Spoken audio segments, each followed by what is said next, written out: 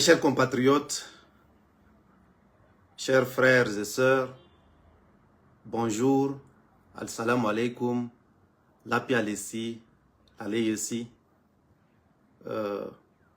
À quelques jours du triste anniversaire du 20 octobre, je voudrais à nouveau m'incliner devant la mémoire des victimes du 20 octobre et de toutes les victimes de tous les conflits politiques, communautaires et de luttes armées que notre peuple a tant enduré.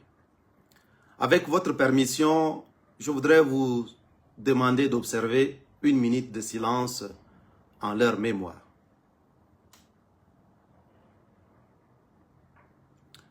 Je vous en remercie. Depuis quelques semaines, vous le savez, nous avons prévu de rentrer le 18 octobre pour continuer à travailler à vos côtés afin de contribuer à panser les blessures, réconcilier et transformer dans la justice et l'égalité pour tous. Par une correspondance officielle du parti, datée du 5 octobre, le ministère de la Sécurité publique a été informé sur cette arrivée tout en lui demandant de prendre les mesures sécuritaires appropriées pour faciliter cet accueil que nous voulons calme, en communion avec vous et dans la discipline sans donner lieu à aucun débordement. Nous sommes dans une démarche assumée et sincère de réconciliation et non d'affrontement.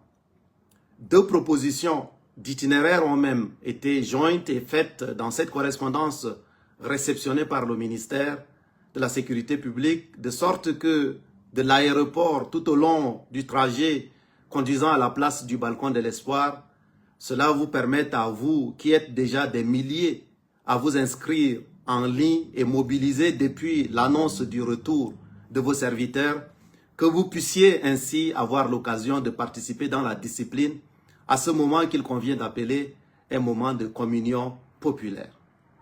Ce ne sera que justice, me diriez-vous, car ça s'est fait pour notre frère le général Mahamat il y a quelques jours, de retour des tournées dans les provinces, ou pour les chefs de partis politiques, des hommes d'affaires, des leaders syndicaux, des chefs rebelles même aussi rentrés qui ont eu le droit à être accueillis à l'aéroport par leurs parents et leurs sympathisants. Justice et égalité, c'est aussi cela, n'est-ce pas? Traiter chaque citoyen de la même manière. Alors permettez-moi de saluer cet enthousiasme dont vous faites montre. Vous êtes définitivement ma plus grande force et notre plus grande force, vous, ce peuple, debout dignement pour un Tchad meilleur pour tous dans la justice et l'égalité. Je voudrais ici demander à Dieu qui récompense, qui élève, de vous récompenser au centuple pour votre résilience et votre engagement. Voyez-vous, je reçois des images, des messages, parfois venant des endroits insoupçonnés, auxquels je ne pouvais même pas m'attendre, et qui donnent la joie dans mon cœur, malgré évidemment une période qui est une période dure. J'ai vu parmi vous des gens mobilisés avec leurs maigres moyens, mais faisant tout dans la dignité, fabriquant des t-shirts, lançant des affiches, concevant des chansons dans toutes les langues, organisant ce qu'il convient d'appeler les brigades de la prière pour ne citer que cela. J'ai envie simplement de m'exclamer en disant, mais quel peuple! Qu'il est grand ce peuple des Sao, que vous êtes, que nous sommes, ce peuple des géants. Et j'entends quelqu'un me chanter qui pourra nous séparer de cet amour. Je crois bien que personne et je crois bien que rien ne pourra nous séparer de cet amour-là qui nous unit. Vous êtes ces durs qui tracez le chemin, car vous savez mieux que quiconque que quand le chemin est dur, seuls les durs tracent le chemin. Ce chemin, c'est celui d'un Tchad qui deviendra une terre d'opportunités contre la vie chère qui vous ronge aujourd'hui, contre les obscurités qui engloutissent nos familles aujourd'hui, contre les soifs qui n'attendent que de l'eau potable, contre les manques de structures éducatives, sanitaires et le chômage de masse qui ronge notre jeunesse abondante, contre la misère dans les milieux ruraux où vivent l'essentiel de nos populations. Face à tout cela, il y a bel et bien des solutions possibles. N'Djamena est dans tout le Tchad profond comme un seul homme Vous avez voulu témoigner votre confiance sans cesse renouvelée en cette cause commune dont nous ne sommes que un des porte-paroles à côté d'autres dans cette sorte d'intelligence collective et dans un engagement commun au service de la dignité de chaque Tchadien et chaque Tchadienne. Merci, Shukran, Oyo, que Dieu vous bénisse. Tchadiens et Tchadiennes, mes chers compatriotes, mes chers amis, descendants des Sao et berceaux de l'humanité, votre vocation c'est d'être un peuple lumière d'Afrique. Et c'est l'occasion pour moi de remercier tous ces panafricanistes qui ont vu une lumière du Tchad à travers votre combat pour la dignité de chaque Tchadien et chaque Tchadienne, pour la dignité de chaque Africain et chaque Africaine. Vos critiques, vos manières de titiller même parfois sont pour nous un motif d'espoir, car si nous ne vous disions rien, ça veut dire que nous vous aurions laissé indifférents. Donc trouvez ici humblement ma reconnaissance pour vos apports divers, vous les panafricanistes du Tchad, d'Afrique et du monde. Nous savons que berceau de l'humanité, ce qui guide notre engagement, c'est cette humanité puissante. Et nous allons nous revoir bientôt pour avancer ensemble vers la très promise d'un Tchad de justice et d'égalité pour tous. Un Tchad réconcilié, oui, et assis sur ses deux jambes de sécurité et de développement au même niveau pour que cette transition, quoique boiteuse et bancale, se corrige pour être enfin acceptable par tous et arriver à bon port pour tous avec des élections permettant enfin aux Tchadiens et Tchadiennes de choisir librement leurs dirigeants. Car vous le savez, un peuple qui ne choisit pas ses dirigeants est un peuple d'esclaves. Dans cette équation d'avenir, vous êtes la pièce maîtresse, vous les Tchadiens et les Tchadiennes. Qui peut donc se passer de la grande force que vous constituez? Personne, en tout cas pas moi et pas vos serviteurs qui s'apprêtent à rentrer pour vous retrouver.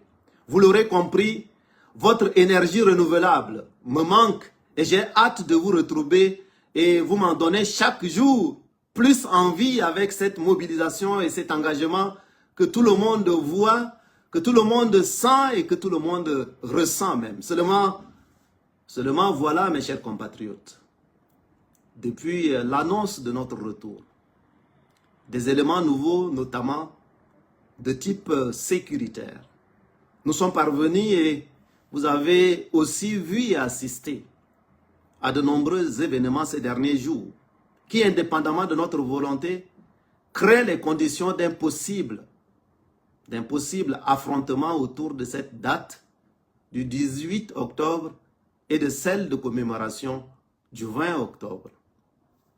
Nous sommes dans un contexte sous-régional, sécuritaire dégradé avec la nouvelle guerre des généraux au Soudan et les conflits dans le Sahel et les pays voisins, des défis nouveaux aussi endogènes au Tchad, nés des volontés de quelques personnes de ne jamais voir la ligne de réconciliation sincère aboutir.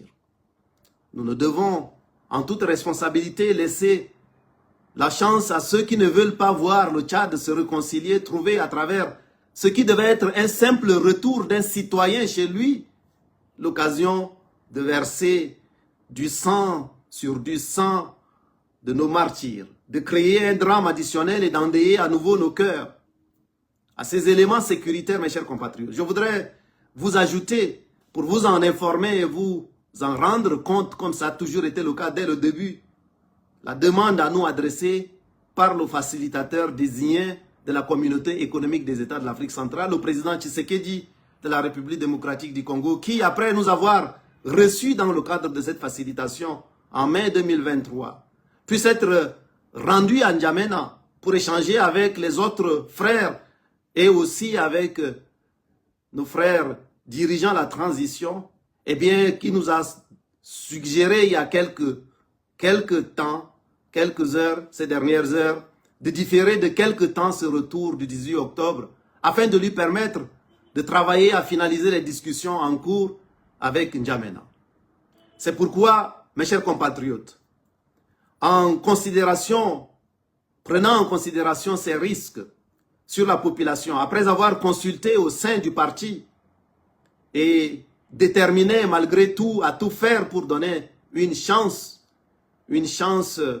à la réconciliation d'avoir lieu Et donc, à cette transition que tout le monde reconnaît, manquant d'inclusivité, manquant des conditions d'acceptation pour tous, de trouver les moyens de se corriger pour faciliter cette stabilité souhaitée par tous et permettre que nous aboutissions à une solution démocratique voulue par tous les Tchadiens. J'ai décidé de différer mon retour au Tchad pour le début du mois de novembre, de façon à consacrer avec tous ceux qui sont impliqués le reste du mois d'octobre à une possible avancée dans l'intérêt de notre peuple. Je vous demande et je vous suggère d'avoir une oreille attentive et de laisser la chance au dialogue d'aboutir dans les meilleures conditions, car nous sommes un grand peuple qui n'est pas à quelques jours près quand il faut faire des concessions et travailler à trouver des solutions qui seront bénéfiques à ce peuple à moyen et long terme. Réconcilier, mes chers compatriotes, ce n'est pas capituler. Faire un pas vers le frère avec qui on n'est pas d'accord sur tout, ce n'est pas renoncer à ses convictions. S'asseoir à la table de la justice et de l'égalité, ce n'est pas une faiblesse, c'est au contraire une force au service des fils et des filles du Tchad. Alors, mes chers compatriotes, chers amis, je voudrais vous demander ce soir, tout en gardant votre énergie et votre engagement et mobilisation intacts, de surseoir à venir à l'aéroport le 18 octobre comme vous vous y êtes préparés, car ce dont il s'agit, ce n'est pas de moi, mais de nous, de quelque chose de plus grand que chacun de vous et chacun de nous pris individuellement. Pendant les prochains jours, avec vos serviteurs, nous allons en dialogue avec nos frères en N'Djamena, co-définir les mécanismes d'un retour qui éviterait ce bain de sang que certains ont planifié pour tenter de semer encore la désolation. Nous aurons d'autres occasions, vous le savez, de communier en grand nombre. Et donc cela ne vous frustre pas, surtout vous qui êtes très engagés. Et ça fait longtemps et nous manquons les uns aux autres et vous me manquez aussi et j'ai bien envie de vous retrouver. Mais vous n'avez plus rien à démontrer sur ce chemin de la mobilisation, de la popularité, de la justesse de votre combat.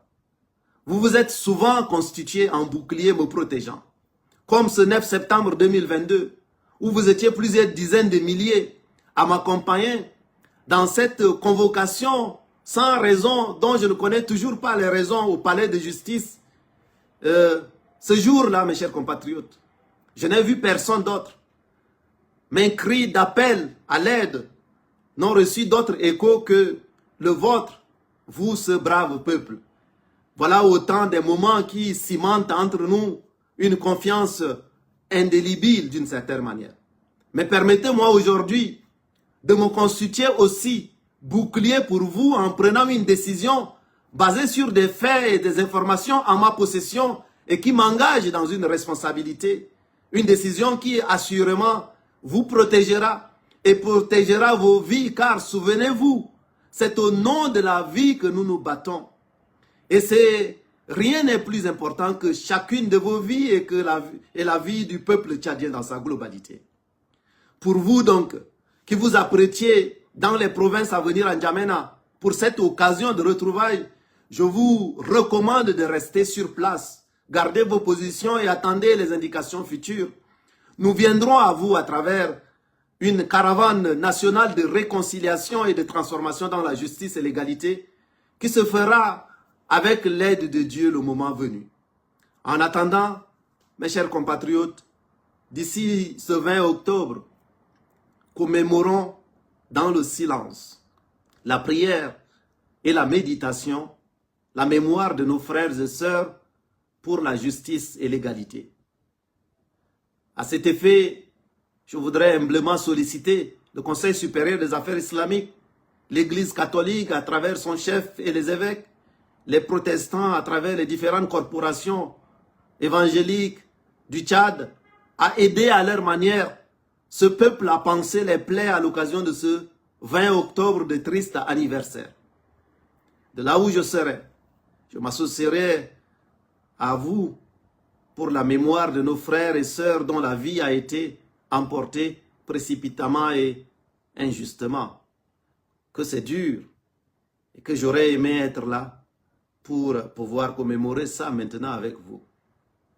Vous savez, nous faire confiance et nous vous demandons de continuer à nous faire confiance dans ces difficiles choix pour emprunter ensemble ce douloureux chemin de la réconciliation dans la justice et l'égalité.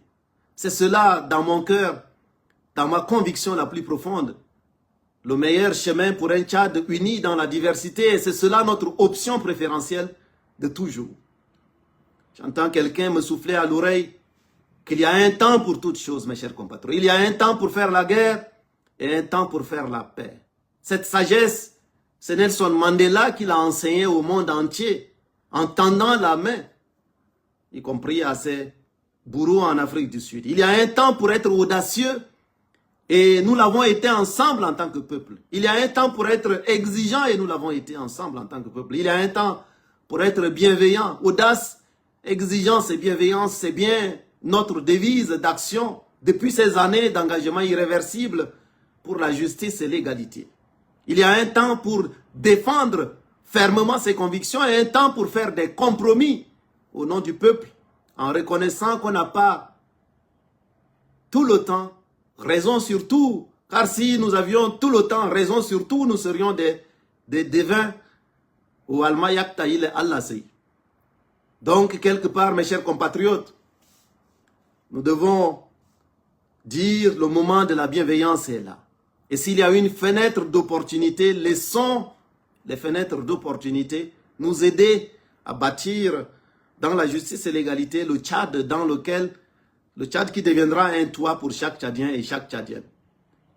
La transition actuelle, qui souffre déjà de manière visible de manque d'inclusivité, a besoin de toutes les intelligences et toutes les énergies pour la redresser et la rendre acceptable par tous à travers un processus plus inclusif, plus juste et plus puissante que toutes les armes réunies. Parce qu'il faut aboutir à un Tchad dans lequel l'urne portée par le peuple sera plus puissante en tout cas que l'arme portée par quelques personnes. Ce Tchad-là, sur ses deux jambes, qui peut assurer à la fois le développement et la sécurité, ça dépasse ma personne. Et ça dépasse la personne de mon jeune frère président de transition, ou du grand-père Kebzavo, ou de qui d'autre encore, mes chers compatriotes.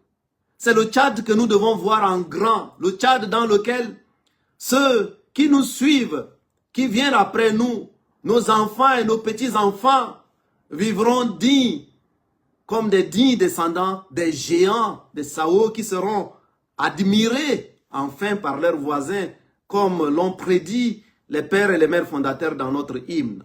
Alors oui, dans la bienveillance, je vous demande de la patience. C'est quoi quelques jours dans l'histoire d'un peuple? La patience et la détermination.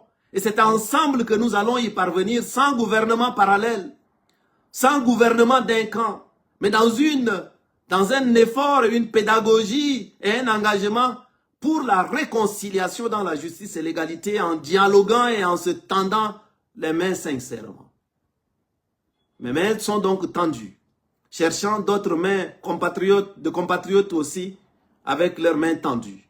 Je vous demande de tendre les vôtres aussi, ne pas tendre une main et cacher une autre avec autre chose derrière. Tendez les deux mains en direction de nos frères en face. Et ce n'est pas grave si finalement ils vous qualifient de mendiants de la réconciliation dans la justice et l'égalité. Car s'il y a des mendicités qui sont dignes, celle de la réconciliation dans la justice et l'égalité en est sûrement une. Notre jeune frère, le président de la transition, a besoin des oreilles exigeantes, patriotes et des énergies de patriotes serviteurs du peuple pour qu'ensemble nous évitions au Tchad un naufrage annoncé et dont les fissures sont déjà aujourd'hui visibles. Il y a une colle forte qui peut recoller les morceaux, c'est la justice et l'égalité. Ceux qui lui conseillent de montrer le muscle plutôt que l'engagement de réconciliation, non seulement contredisent dans leurs actes, dans leurs dires et dans leurs faits ces déclarations publiques pour la réconciliation, mais sont les mêmes qui ont conseillé, par exemple, ma convocation sans raison au palais de justice le 9 septembre 2022. Et ce sont les mêmes qui font exhiber aujourd'hui le fameux mandat, vrai faux mandat d'arrêt international sur mesure, où il me serait reproché de dire aux Tchadiens de se protéger contre les terroristes et de protéger leur intégrité physique et l'intégrité du territoire face à ces terroristes que d'aucuns ont qualifiés au sein du gouvernement de bandits venant d'ailleurs pour tuer nos compatriotes et s'évaporer dans la nature. Et pourtant, je n'ai fait que dire ce que certains qui se reconnaîtront ont dit en pire, j'allais dire, il y a à peine 3 ans. Et je compte sur vous avec la VAR, comme vous le dites souvent, pour documenter cela. Et ce sont les mêmes qui font arrêter nos militants, font couper les plaques du parti, font fermer les bureaux, alors même que ça fait 10 mois qu'on nous avait demandé de reprendre les activités naissantes. Et que nous avions voulu d'abord nous assurer de la libération de nos camarades arrêtés le 20 octobre. Et aujourd'hui, à peine nous avons dépoussiéré le siège, que les mêmes ont conseillé les mêmes méthodes. Est-ce qu'on réconcilie en faisant cela? Donc nous demandons purement et simplement la libération. La libération de nos militants qui n'ont absolument rien à faire là-bas en prison. Mes chers compatriotes, permettez-moi de finir en disant que malgré ces brouillards et ces nuages du moment, nous voyons venir ce Tchad de diversité arc-en-ciel où, assis à la table de la justice et de l'égalité, je vois un Ahmad Pekos qui aurait pu dire à Talino Manou, enfant du Tchad, tu as trop souffert. Et Talino Manou, de lui répondre à Ahmad Pekos, un adversaire politique n'est pas un ennemi. Non, non, non, non. Si donc, mes chers compatriotes, la sagesse de ces grands artistes du Tchad, qui de l'au-delà nous couvrent aujourd'hui de leur ombre, pouvait inspirer davantage les actions des hommes et des femmes politiques que nous sommes, alors assurément, la jeune génération des Tchadiens et des Tchadiennes pourront entonner avec les Raïskim et les K2, le Haïan d'Abbas Poropsi. Au nom de ce peuple, de l'espérance et de l'amour pour notre pays, continuons à frapper aux portes de la réconciliation dans la justice et l'égalité pour tous. Et parce que le premier pas vers la réconciliation commence dans le cœur. Si vous nous aimez, si vous nous faites confiance et si vous croyez dans cette vision de justice et d'égalité pour une dignité à retrouver pour chaque Tchadien et chaque Tchadienne, je vous demande de vous débarrasser de tout sentiment négatif. Et nous réussirons à bâtir cette table de justice et d'égalité pour tous et avec tous. Ce n'est pas une table sur laquelle il faut chasser certains Tchadiens pour les remplacer par d'autres. C'est une table à laquelle autour de laquelle nous devons tous nous asseoir. Au nom de la justice et de l'égalité, du respect et de la dignité. Nous avons ensemble été audacieux et exigeants. Voici venu peut-être le moment de faire davantage d'efforts pour être bienveillant en laissant la chance à une solution de long terme d'arriver pour notre pays. Et c'est une force pour notre peuple. Merci, que Dieu vous bénisse, qu'il prenne en garde notre pays et à bientôt à N'Djamena et dans tout le Tchad pour continuer à avancer au bénéfice de notre peuple. Je vous remercie. N'oubliez surtout pas de vous abonner et d'activer la cloche de notification pour ne rater aucune de nos prochaines vidéos.